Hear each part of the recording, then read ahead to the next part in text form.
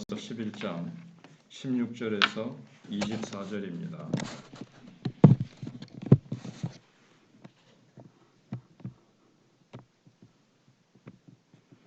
제사하는 처음 익은 곡식가루가 거룩한즉 떡덩이도 그러하고 뿌리가 거룩한즉 가지도 그러하니라.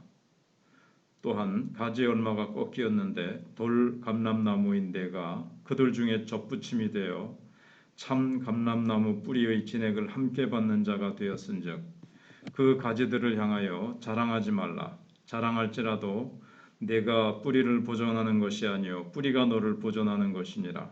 그러면 내 말이 가지들이 꺾인 것은 나로 접붙임을 받게 하려 함이라 하리니 옳도다. 그들은 믿지 아니함으로 꺾이고 너는 믿음으로 섰느니라. 높은 마음을 품지 말고 도리어 두려워하라.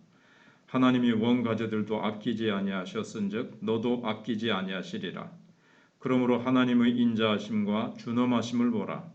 넘어지는 자들에게는 준엄하심이 있으니 너희가 만일 하나님의 인자하심에 머물러 있으면 그 인자가 너희에게 있으리라. 그렇지 않으면 너도 찍히는 바 되리라. 그들도 믿지 아니하는데 머무르지 아니하면 접붙임을 받으리니 이는 그들을 접붙이실 능력이 하나님께 있음이라.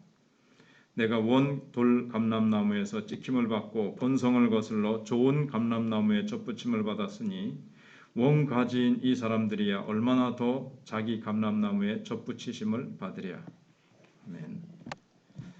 바울은 세 가지 비유를 가지고 이스라엘의 그 독보적인 위치를 설명하고 있습니다. 16절 이하에 나오는 내용인데요. 처음에는 하나님께 드리는 떡으로 비유를 합니다. 민수기 15장 19절에 보시면 하나님께서 명령하신 대로 이스라엘 사람들은 제일 먼저 익은 곡식을 하나님께 드렸습니다. 일종의 이제 감사제라고 할 수 있습니다.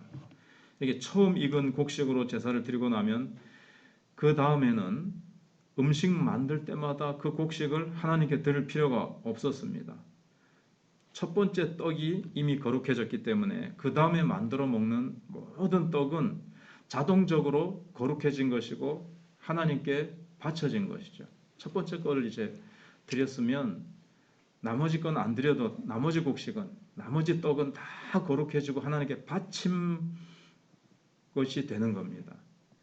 이렇게 비유를 했는데 이게 무슨 뜻인가 하면 세계 모든 민족 앞에서 이스라엘은 마치 처음 익은 곡식으로 만들어서 하나님께 드려진 떡과도 같다는 겁니다.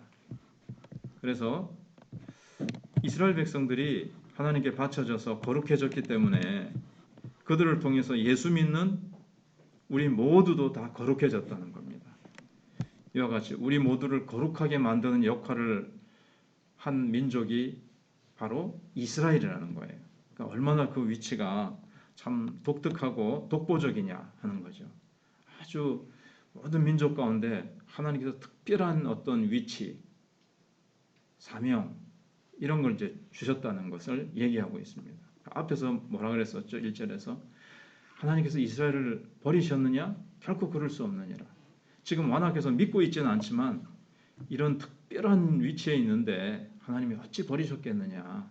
결코 버리시지 않는 이유에 대해서 지금 세 가지를 얘기하는 거예요. 두 번째 비유는 어린 나무 비유를 얘기하고 있습니다.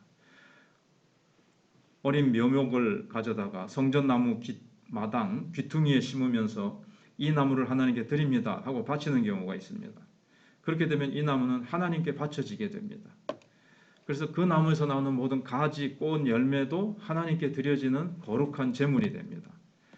가지 하나가 나면 이것도 드립니다. 또 다른 가지가 나면 이것도 드립니다. 꽃이 피면 이 꽃도 드립니다. 이렇게 할 필요 없이 그냥 작은 묘목을 처음에 심어서 하나님께 드렸어요. 꽃, 가지, 꽃, 열매 이건 자동적으로 다 묘목을 드렸으니까 거기서 나오는 모든 것은 다 하나님께 드렸다는 거예요. 그래서 이스라엘은 어린 묘목과도 같습니다. 이스라엘 백성들이 처음 예수 그리스도를 영접하고 영접한 예수를 우리에게 전했습니다. 우리는 이제 이스라엘에게서 난 가지고 꽃이라는 거죠. 이스라엘은 어린 묘목, 예수님을 영접하고 이제 어린 묘목이 됐어요. 그들이 이제 이방인들에게 복음을 전해줬습니다. 그 덕분에 우리는 그 이스라엘이라는 나무에서 나는 가지나 열매나 꽃과도 같다는 거예요. 그러니까 이스라엘이 얼마나 중요한 역할을 했느냐 하는 거죠. 또 다른 비유를 드는데 돌감람나무하고 참감람나무 비유를 들고 있습니다. 참감람나무는 이스라엘을 가리키고 돌감람나무는 우리 이방인들을 가리킵니다. 감람나무인 이스라엘이 예수를 안 믿으니까 하나님이 그 가지를 쳐버렸습니다. 그 대신에 돌감람나무 가지인 우리 이방인을 그 자리에다가 접붙였습니다. 돌감람나무 가지 입장에서는 참 잘된 거지요. 참감람나무에다가 접붙임을 받았으니까요. 근데 이것은 사실 원예법대로 하면은 말도 안 되는 얘기입니다. 그 반대예요. 접붙이려면 돌감람나무에다가 참감람나무 가지를 접붙이는 겁니다. 원예법에 따라서 하면은 그래야 좋은 열매가 맺힙니다. 근데 바울은 지금 그걸 원예법의 원리를 얘기하려고 하는 것이 아니라 그게 이 얘기 원예법을 하면 안 맞는데 여기는 관심이 없어요. 사도 바울은 무슨 열매를 맺느냐 그걸 이제 얘기하려고 하는 겁니다.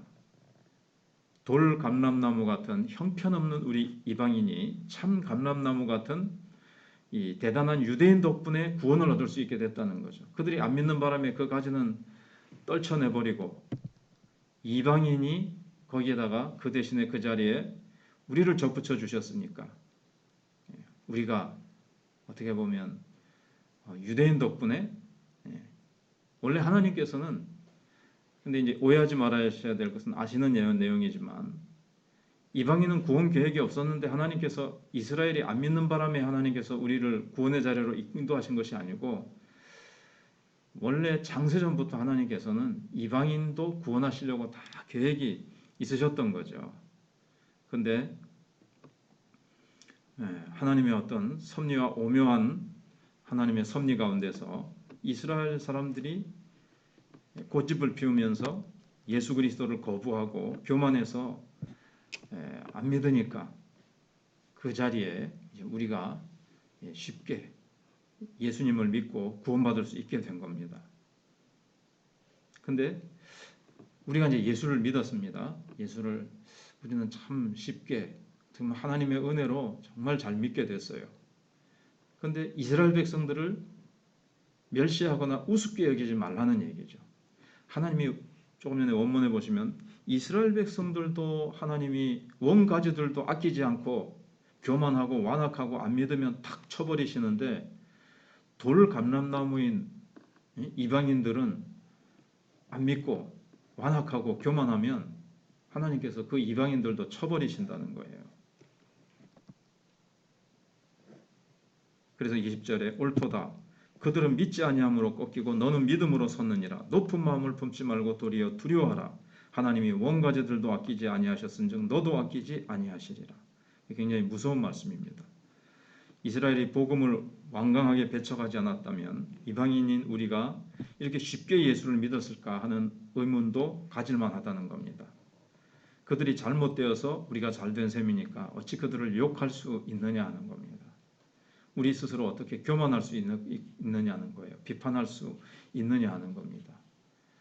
그들이 잘못되는 어떻게 보면 그들이 잘못되는 바람에 우리가 쉽게 예수를 믿게 되었는데 그렇다고 저들의 그러니까 잘못되는 것에 대해서 막 욕하고 비판할 수 없다는 거예요.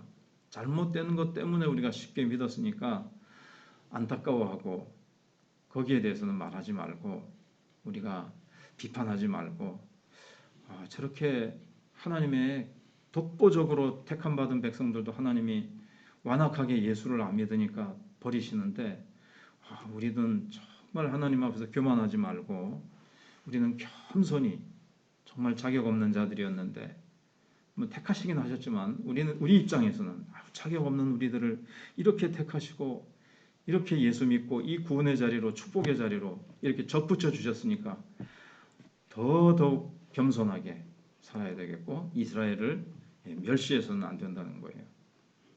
저는 참 우습게 알고 참 예수 믿는 거 막 방해하고 이런 것에 대해서 저 백성들은 왜 저리 못됐나 못돼 먹었나 하면서 좀 그런 마음이 있었는데 일단 그래서 끝으로 생각해 볼게 우리는 영적 뿌리를 잊어버려서는 안 된다는 겁니다.